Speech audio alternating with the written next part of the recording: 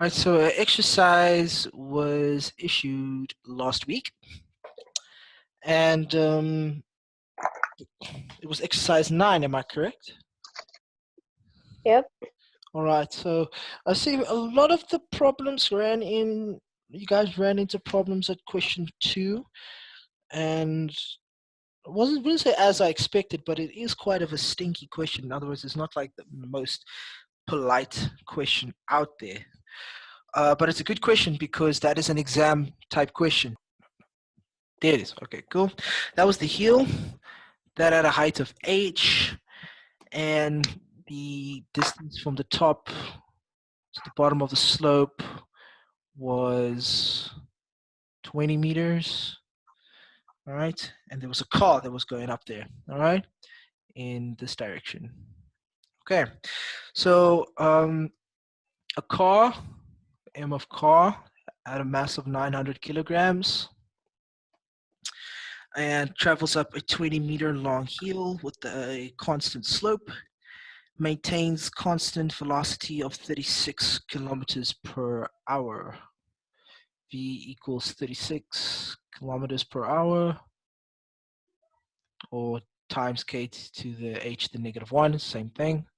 All right, so who knows or who remembers the conversion from kilometers per hour to meters per second? Anybody? It's divided by 3,6. Well done. Divide by 3,6, and we'll get that to be 10 meters per second. Okay. Haven't begun to answer the question yet, lads. I'm just setting up my question here. It maintains that constant velocity in 10 meters per second right up to the top of the heel, and the work done by the frictional force, okay, so this is now WF, the work done by the frictional force is equal to 50 kJ, 50 kilojoules, which is obviously 50,000 joules. And the work done by the engine, which will be obviously the work done by the force applied, FA, or you can just say WA, doesn't matter, for applied, is 72,3 kilojoules, which makes that 72,300 joules. Okay. Right, now question 1.1, they asked what is meant by conservative force. All right, now conservative force was a definition I did share with you guys last week. I'm not going to go ahead and rewrite it out all over here, but I will, I think it is worth the read. A force is considered to be conservative or to be a conservative force if the work done by the force is moving an object from one point to another, is independent of the path that the object follows. So when the work done by the force in moving the object is independent of the path that the object follows, you know that the force is a conservative force. If, however, if it is dependent, you know it is non-conservative. Okay, so just to go back, and maybe it is worth mentioning now, the examples of a conservative force would be gravitational, electrostatic force, and then non-conservative, of course, which we remember is applied force, force of tension, frictional force, etc. Cool beans. 1.2, which is what I will start with going through over here. I don't think 1.2 was too difficult, but they asked us to calculate the height of the heel using energy principles. So yeah, they don't give us an option for how to calculate the height of the heel. They tell us how to calculate it. So the correct formula to use here is the work done by non-conservative force formula, which is WNC, is equal to the change in the object's kinetic energy plus the change in the object's potential energy. So delta EK plus delta EP. That's the formula. We know that there we are dealing with two non-conservative forces over here, i.e. friction and force applied.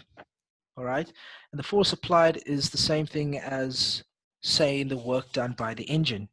All right, as it says that the work done by the engine is 72.3 kilojoules. All right. So we can further expand this that while the non-conservative forces actually consist of the work done by friction, plus the work done by, we can say, either force applied or WE was the work done by the engine. It's the same thing, people. And that is equal to the change in EK plus the change in EP. All right. Now, we know that the change in EK is going to equal 0.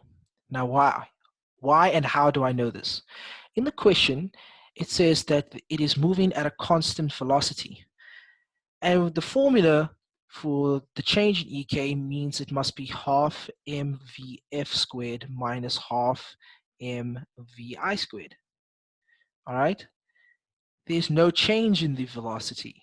It stays the same. So therefore, if there's no change in the velocity, there's no change in the kinetic energy. It remains constant. So the 0 means not that there's no kinetic energy, but it means that there's no change in the kinetic energy.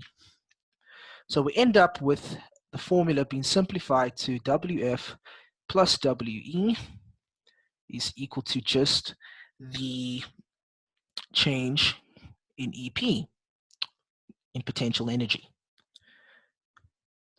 I know these two values. I sub in 50,000 because my work must be in joules and not kilojoules, plus 72,300 equals 2. Well, we know the change in EP means mgh F minus mghi. All right. We know that the common factor here is just mg. All right, so we can just take mg out here and we'll have hf minus hi. All right, the final height minus the initial height because that's constant. It's just 900 times 9.8. Let's take care of this side though. This is 50,000 plus 72,300. That is 122,300. Cool, so we can keep that the same here on this side, equals 900 times 9,8. All right, that is still HF minus 0. Okay, because we tried to find out what is that, or HF, or just H in this case. Okay, so if we punch that in on our calculator, 900 times 9.8 should get an answer of, let me just see, 8,820. All right, H. We divide both sides by 8,820. Therefore, H should equal, let me just put this in my calculator,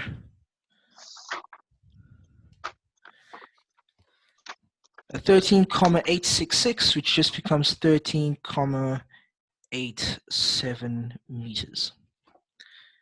Any questions?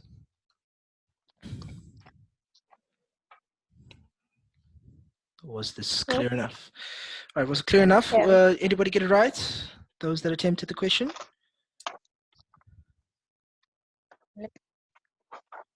I got it right. Nice, nice. Okay, did you guys pick up where you went wrong? Yes. Lovely. As long as you found where your mistake is, it's fine. I'm more worried I'm more concerned if you don't pick up where your mistakes are. But if you pick up where your mistake is, that's great. That means you can learn from it. Cool. Question 1.3 though was calculate the force exerted by the engine.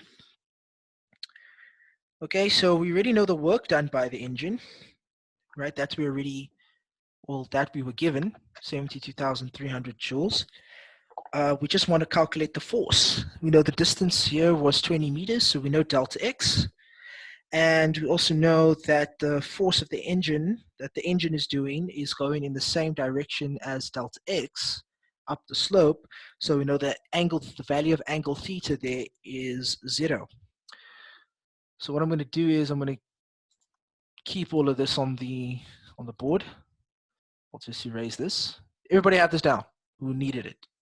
Must I, or can I take it off? Yep. Take it off, I shall. All right. So 1.3, just calculating the force. So the work done by the engine must equal to, the force of the engine times delta x cos theta. I already have this value, it's equal to the same as force applied, 72,300 equals the force of this, which is still unknown to me yet, times 20 times cos 0 degrees was the force, and delta x is going in the same direction, no angle formed. Perfect. So that's just 1. So if I divide both sides by 20, I'll do that just in case anybody. There we go. And therefore the force that the engine exerts in making sure this car gets all the way up to the top of the hill is quite a big number, 3,615 newtons, and it's going forward. If you said upwards, it's also fine because it's going up a slope. Forwards is also acceptable. Anybody get that one right? What about you, Jess? Did you get that one correct? Yes. Okay, good. Okay, that was pretty basic. You could have gotten 1.3 correct and not 1.2 because they were kind of independent of each other. All right, here we go. Question 2 said that at an amusement park, a toy train of mass 150 kilograms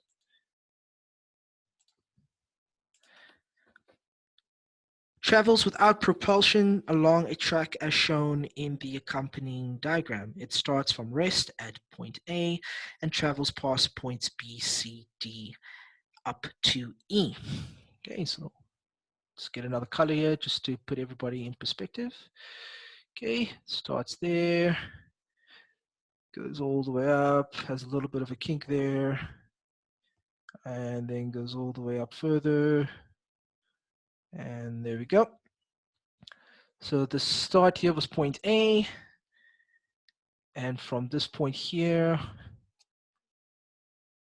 all the way through here to about where the ground is, that was 8 meters.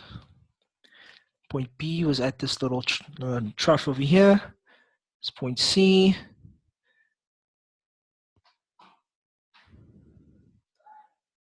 This was 2 meters tall.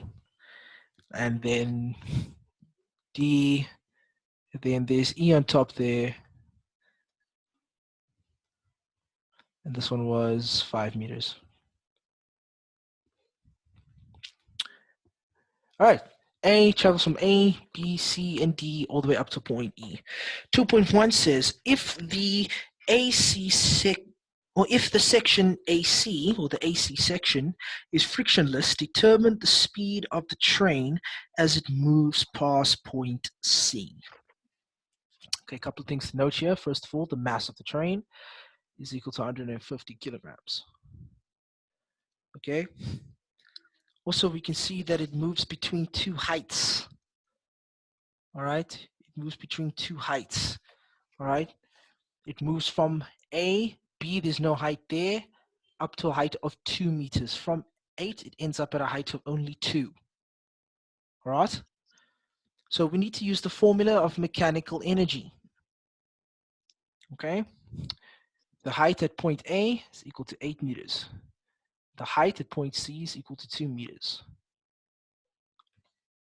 Okay, we need to use the mechanical energy formula, which says that ME, in this case at A, must equal ME at point C, because they ask us about the A to C section. Okay, so only for this little frictionless part here are they asking. Okay, cool. Obviously know what mechanical energy consists of, so I'm going to bracket it. It consists of mgh plus half mv squared must equal mgh plus half mv squared.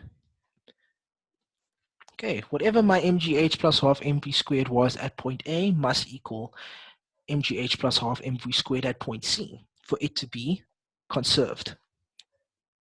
Okay, therefore, I just sub in my values. Okay, for mgh at point A, I know that the mass was 150. All right, cool. Times 9.8, that's gravity, neither here nor there as long as we're on planet Earth. Times height of 8. Cool. I've taken care of my potential energy on this side. Plus, all right, I've got half mass of 150 and velocity, while it is at point A, is equal to 0. In other words, it's not moving. All right? It's not moving. Okay? We need to determine the speed of a train as it moves past point C. Okay? So while it starts from A, obviously it's starting from rest. At point A, it's not obviously moving. It only moves when it moves past point A, of course. So this whole kinetic energy, or half mv squared, will obviously equal 0. Equals, this is at point C. So the only thing that changes now is our height. So it becomes 150 times 9.8 times 2 plus half 150, and that velocity we don't know, so it still remains v squared, because we're trying to determine what is the velocity as it moves past this point. Okay, so now we just bring out our calculator. We know this part is going to equal 0. So we have 150 times 9.8 times 8 should give us about 11,760 equals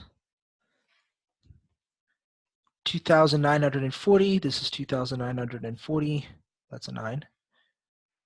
Plus half 150, 75. So you have plus 75 v squared. Am I right? Yes, I am right. Okay, well, this is just a simple equation now. Now we just take the one side over, so it becomes 11,760 minus 2,940 equals 75 v squared. Okay, 11,760 minus 2,940 gives us 8,820. Divide both sides by 75.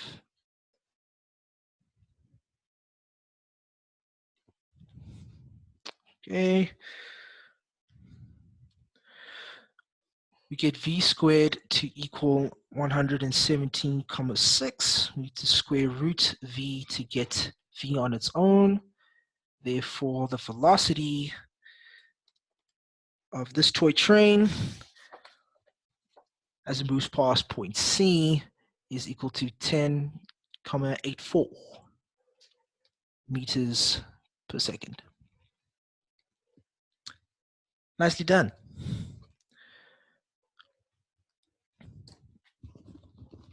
All right, I'm taking questions. Grade 12s, any questions?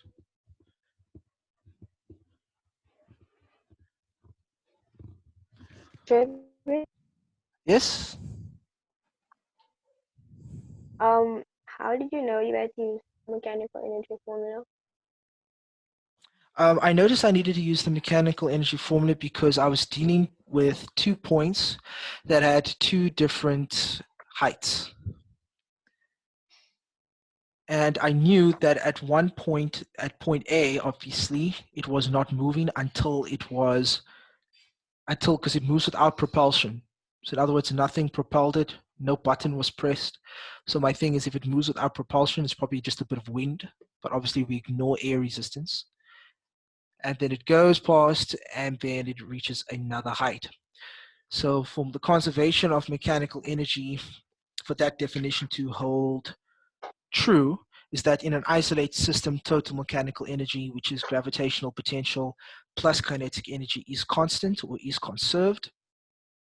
I knew that I had to use this formula because at every point here, there is this formula, mgh plus half mv squared does exist. Just that often 1 is 0. Like in this case, there's no kinetic Okay. energy at point A, so that was 0. So only at potential energy.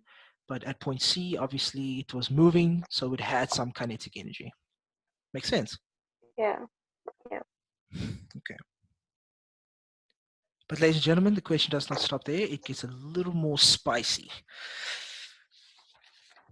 Point 2, now we're focusing on the points C, D, and E, focusing on the second half of the track. Between points C and E, the track is no longer frictionless. Now we've got frictional force in the mix. And the train's velocity decreases to 2 meters per second at point E. Calculate the amount of heat generated during this part of the ride due to the friction between the track and the wheels of the train. Okay. Now this is quite a intricate example. There's 2 ways to do it. You can use either the WNC is equal to the change in EK plus change in EP, or you could use the mechanical energy formula. Okay. So what I'm going to do is I'm going to show you both methods. Okay. Let me use this. I'm going to show you both methods. So I'm first going to do the work done by non-conservative force. All right. I'm first going to do that method, and then I'll show you the mechanical energy method. I'll pick in a different color, blue. All right.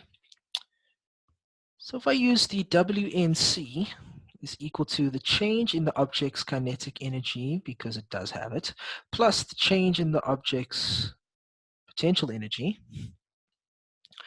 Obviously, the non-conservative force that it just mentioned, and I'll read it again, and I quote, between point C and E, the track is no longer frictionless, and the velocity decreases to 2 meters per second.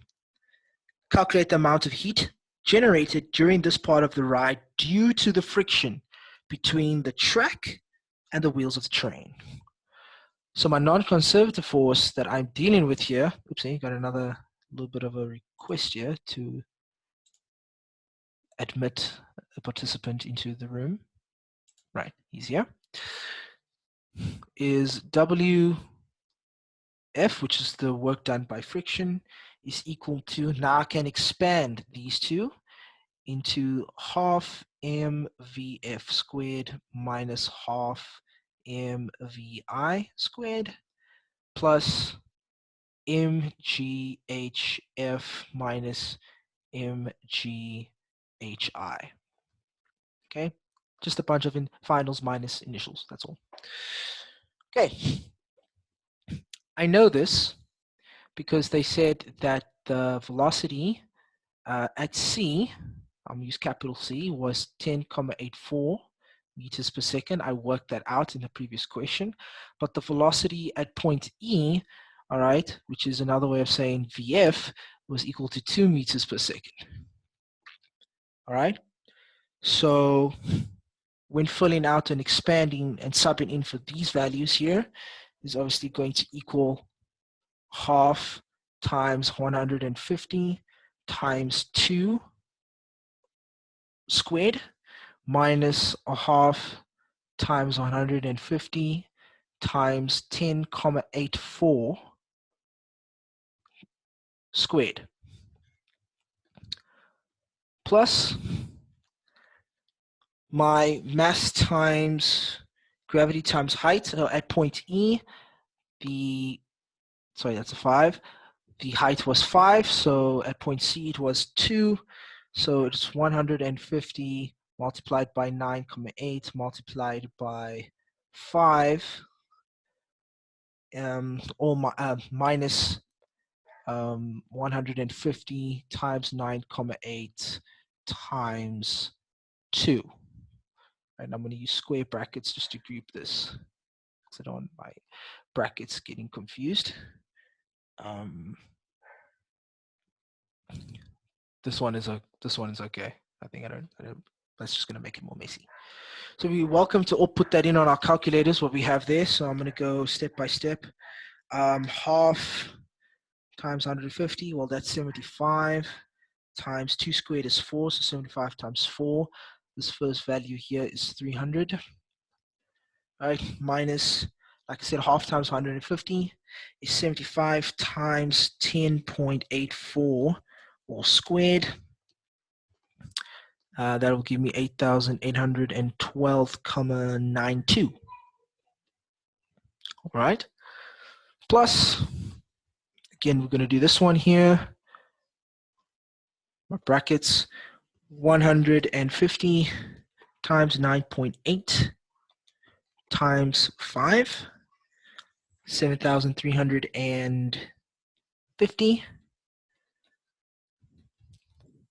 All right, minus 150 times 9.8. Well, that's disgusting. Times 9.8 times 2. 2,940. Okay, now we simplify. 300 minus 8812.92 gives us a negative answer of minus 8,512,92. Yes, that's right. Plus 7,350 minus 2,940. That's 4,410. Okay, we just simply take our values. All right, just punch that in on our calculator, 8512.92 plus 4410, and we'll get the answer to be minus 4,102.92 joules. All right, and we'll just put that into perspective. So therefore, the heat that develops, because remember this is energy lost, whenever there's heat, energy is lost from the system, all right? The heat that develops is 4,102.92 joules. All right, that's from working out using this formula. Your decimals might have been a little bit off if you just used 10,84 from your previous answer. If you decided to take 117,6 and put that in your square root, and decided to use the entire 8,444353337 number before you squared it to get to kind of minimize your margin for error, your decimals would have been, or your number would have been just slightly larger than mine. So mine is just a couple of units out. But of course, whenever they have these types of questions, they do allow a range of answers to be between, let's say, 4,102 or 4,101, all the way up to 4,110 or like 12, depending on the numbers that you used. There is a range. So mine is still within the range. So my answer is still correct using this method. Any questions on this method, or is there any confusion I can clear up? Or does it seem straightforward?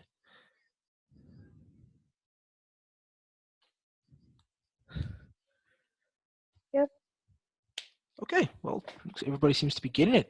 This seems to be quite either an easy section or a section where it just completely fries everybody's head and just don't know what to say.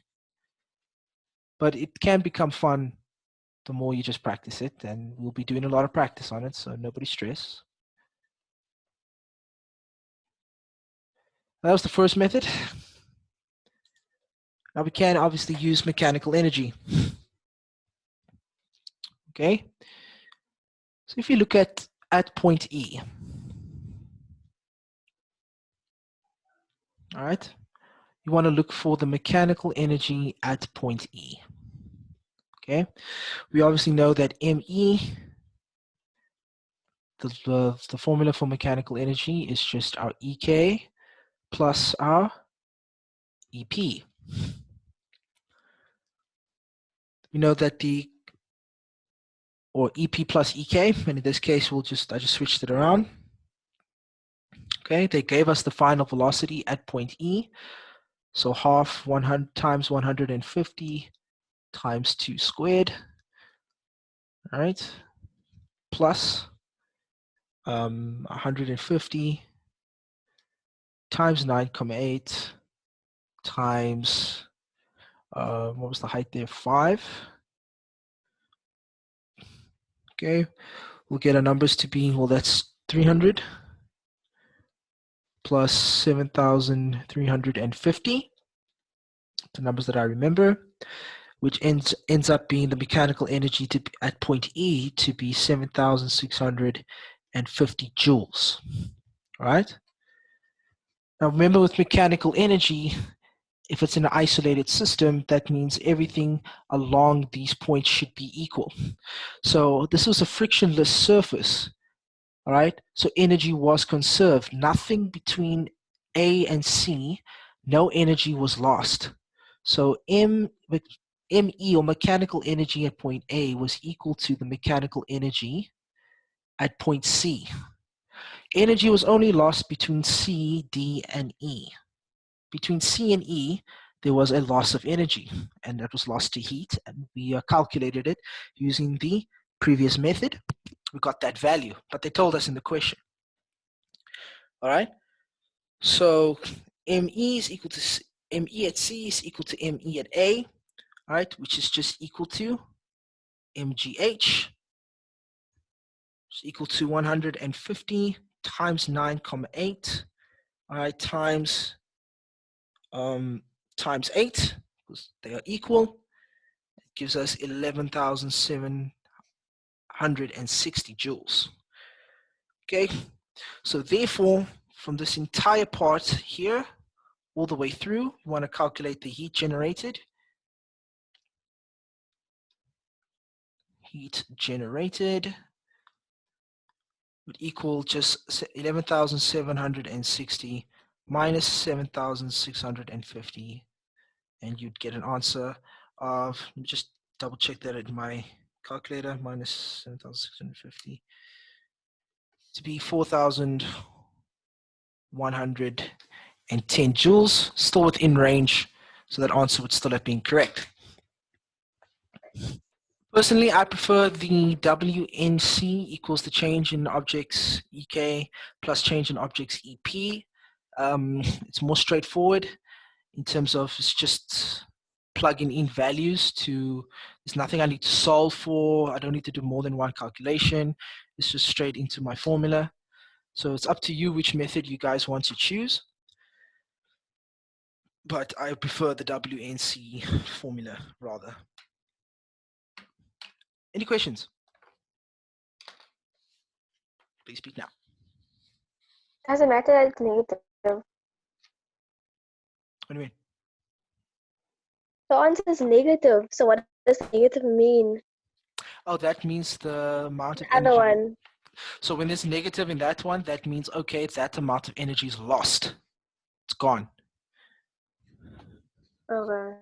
Yeah, so that's what the negative means, because whenever there's whenever there's a conservation of anything, if it's in an isolated system, that means it's conserved, then that means whatever I started with, I must end up with. But if they tell me that that energy is lost, then that means mechanical energy does no longer apply. In other words, there's energy that has escaped. So that's what that one means. Okay. Cool. Thanks for the question. Anybody else? Everybody else fine? Before we move on to our final section for mechanics. Final mechanics question before we go look at some exam questions. Anybody? Was everybody happy? The final section, mechanics. It's been a long journey. Is power. Okay. Power is a small section. In terms of they'll incorporate it into your question paper either within the work energy theorem section, because they do overlap, or they might ask it as a separate question on its own. Okay, it's usually before question 6, so it's around it should be incorporated in question 5. Okay, question 4 is your momentum and impulse question, and sometimes does involve a bit of work energy theorem, but question 5 is your designated work energy and power section. So how do we define power? Okay, power is the rate. Okay, whenever we hear rate, we should think time. All right, rate at which work is done. So rate at which work is done, or I'll write that in another color. It's another definition for it.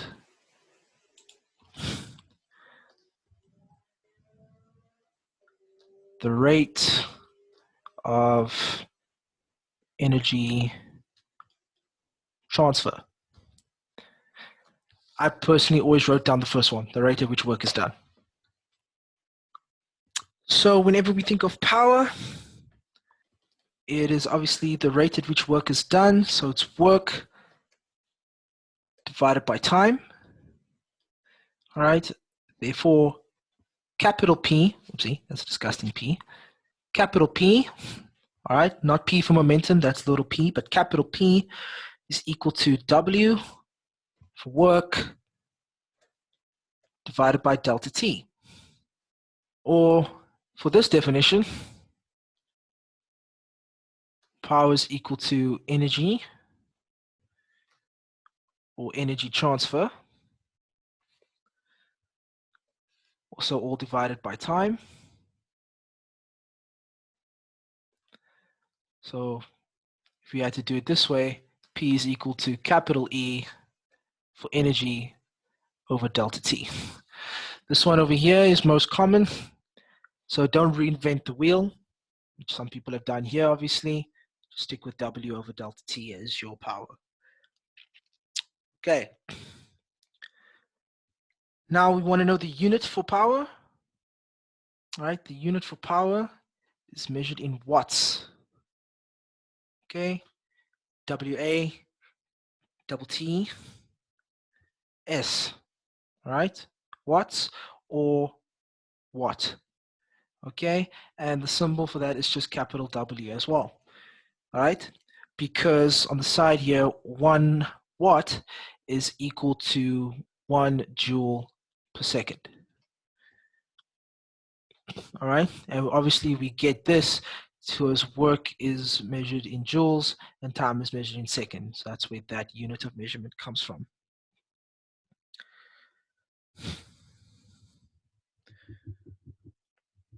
Okay, what we want to do here is I want to show you something kind of nifty or kind of cool, something that I think is kind of cool. Is what happens if we want to further expand and form a new formula for power.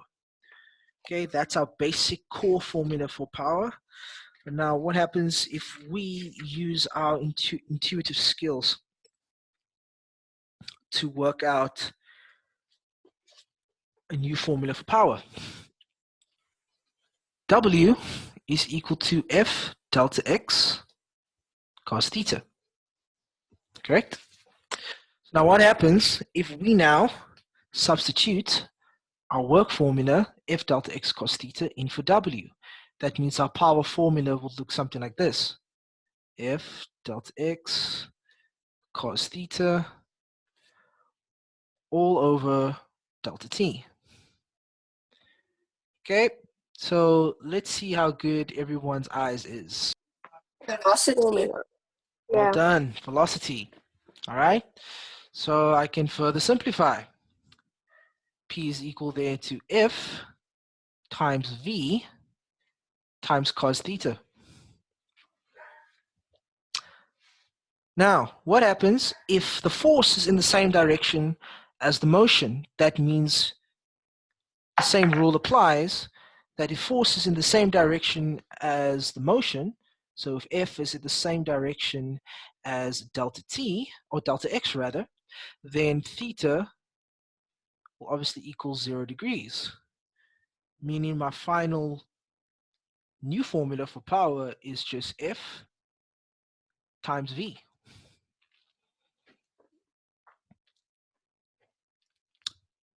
Or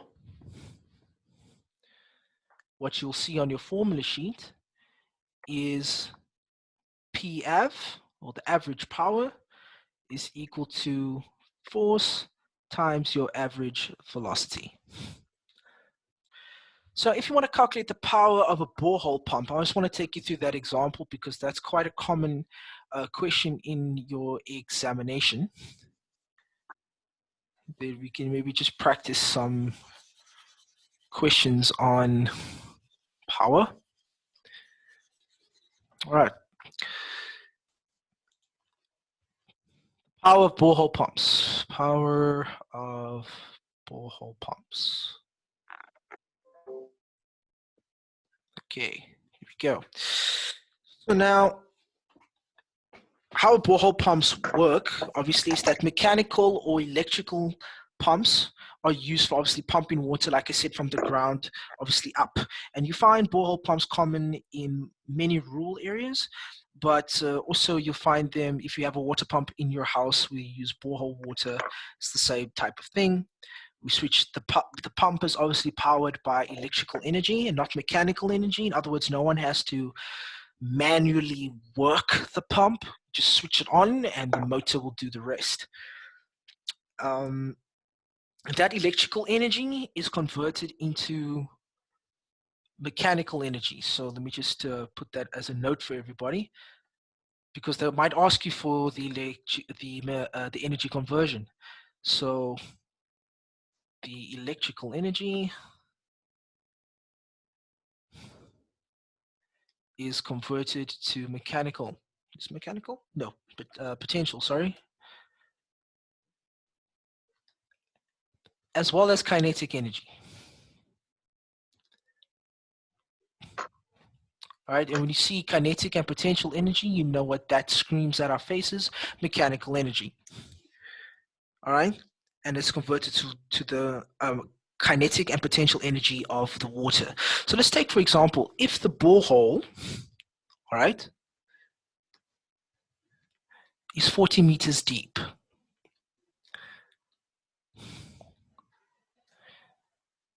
Okay, so it runs for 40 meters deep into the ground. And a 1.5 kilogram water, is it a 1.5 kilo? And one, it should, sorry, that A shouldn't be there. Let me just take it out quickly. To say that didn't sound grammatically correct. And 1.5 kilograms of water is pumped every second. Must be quite powerful. At 10 meters per second. Now we need to calculate the work done by the pump. All right. In this case, the work done by the pump is equal to the energy transferred. Okay, the work done by the pump is equal to the energy transferred to the water. All right, so we can't just say P equals to energy transfer, or P is equal to W over delta T, if I do not know what that W is.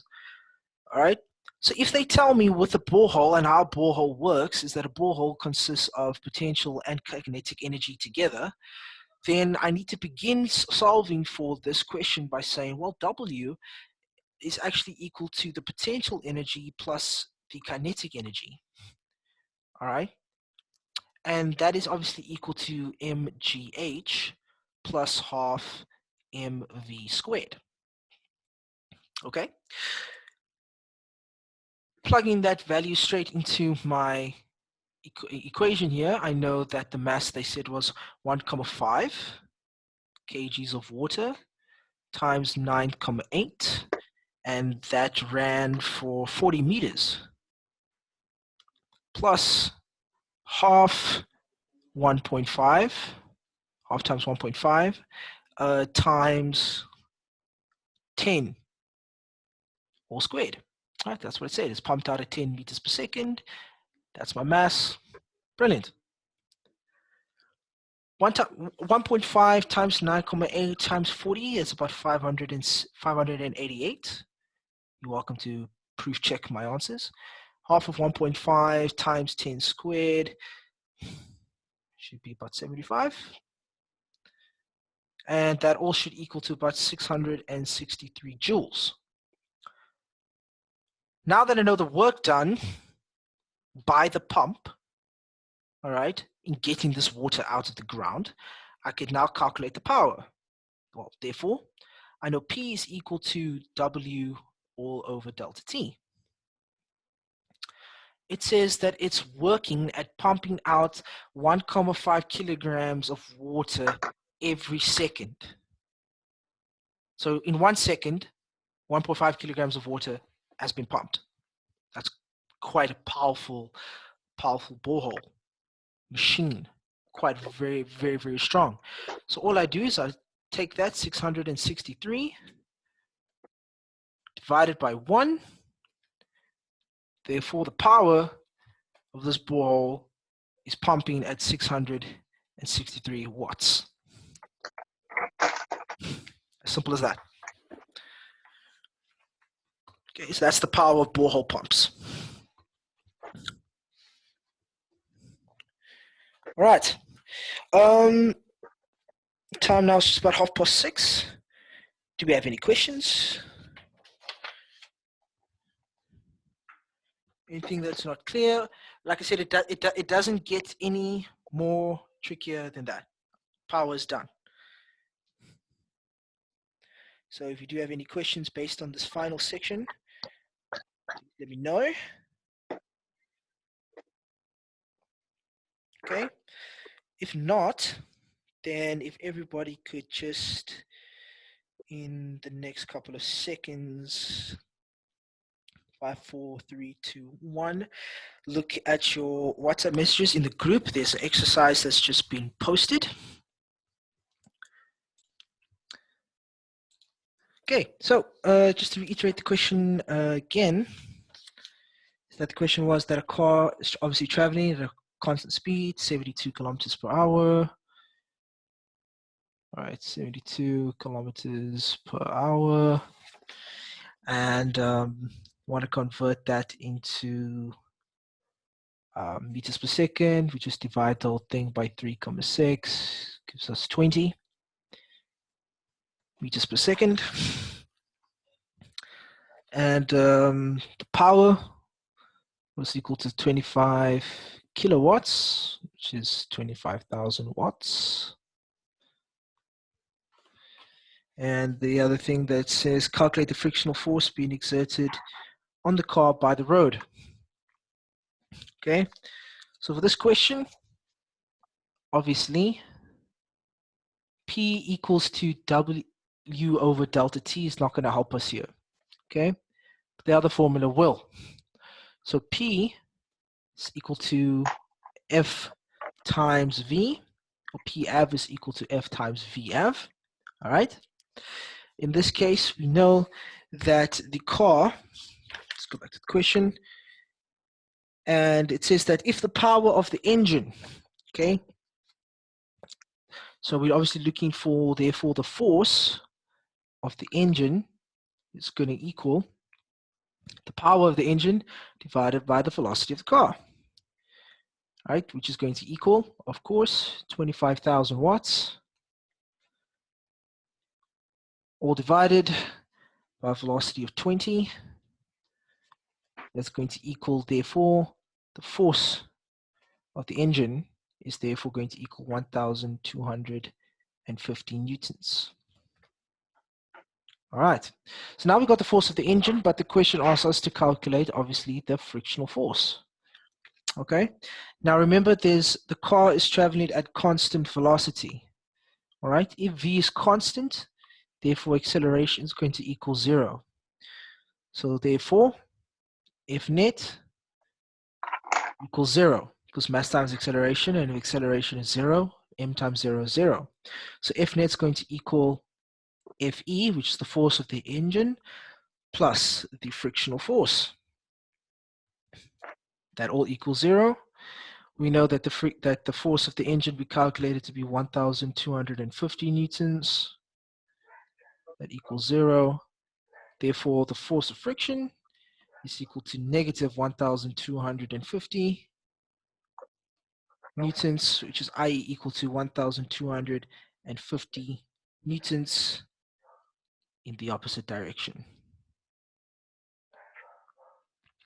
Can you like explain that whole formula part thingy? Over here? Yeah. Sure. Okay. So based on what I have over here, I was given the velocity of the car. It was also constant, and I was given the power. So the two formulae that we have for power, obviously, is the first formula, which is the core formula. P is equal to W over delta T. And the second one, which is P is equal to F times V. The force times the velocity. We were given the power and we were given the velocity, so we knew that this formula was the correct formula to use.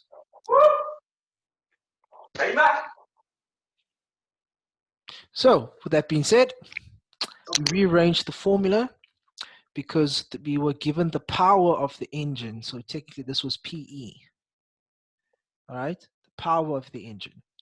So the force of the engine should be equal to the power of the engine divided by the velocity of the car. We got that. Then we found out that it was at a constant velocity, which means there's no acceleration. So F net does not equal ma, F net equals 0, because mass times 0, because there's no acceleration, is 0. So therefore, they found out that the frictional force was just the opposite of the force of the engine, which was negative 1,250 newtons, 1,250 newtons in the opposite direction. Do you know why? Why? I missed the whole part where you said P is equal to F times V.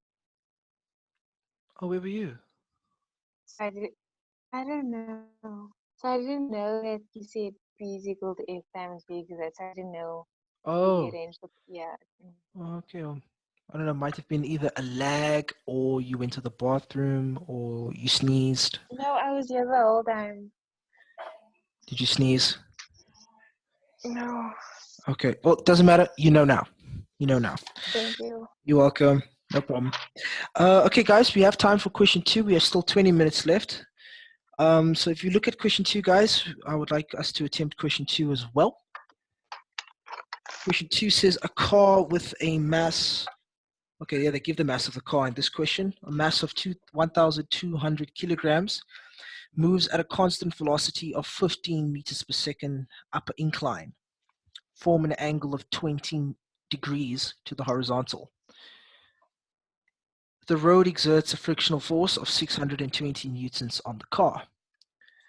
So what I suggest is, since we don't have a drawing, we don't have a diagram, it might be wise to draw one.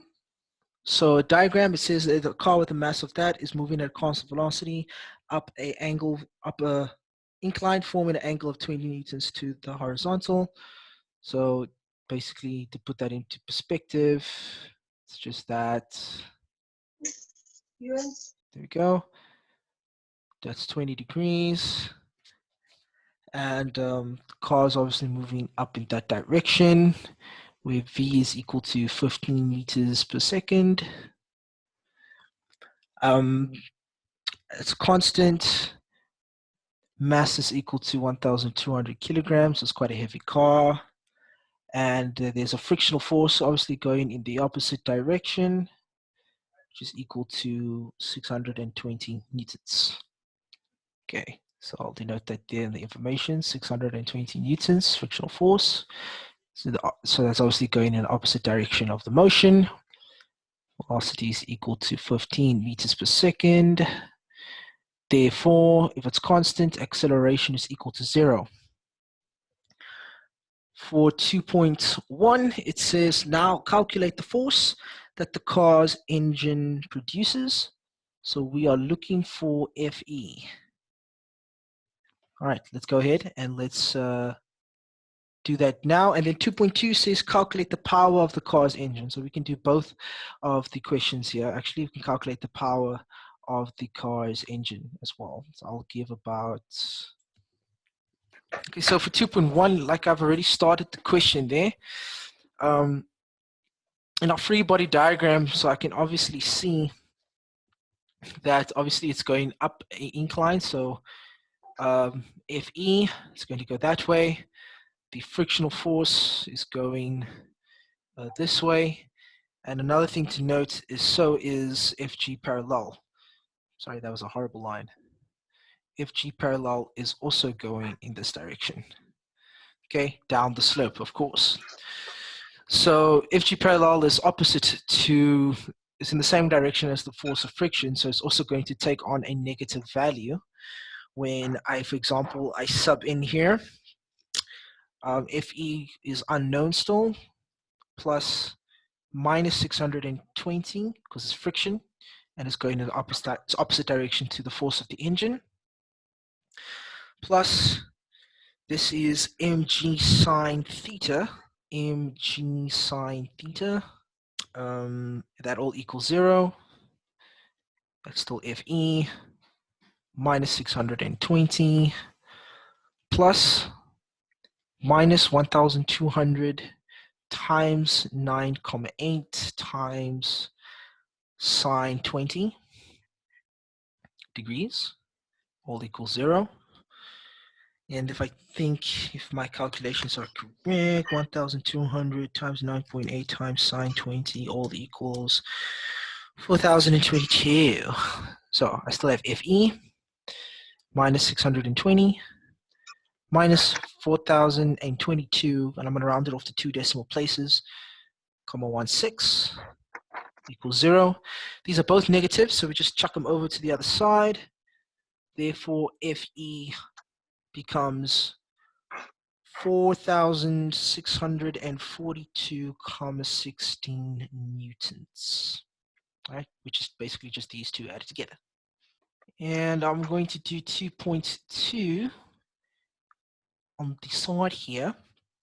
Now 2.2, and a lot of questions that I got about it, was calculate the power of the car's engine.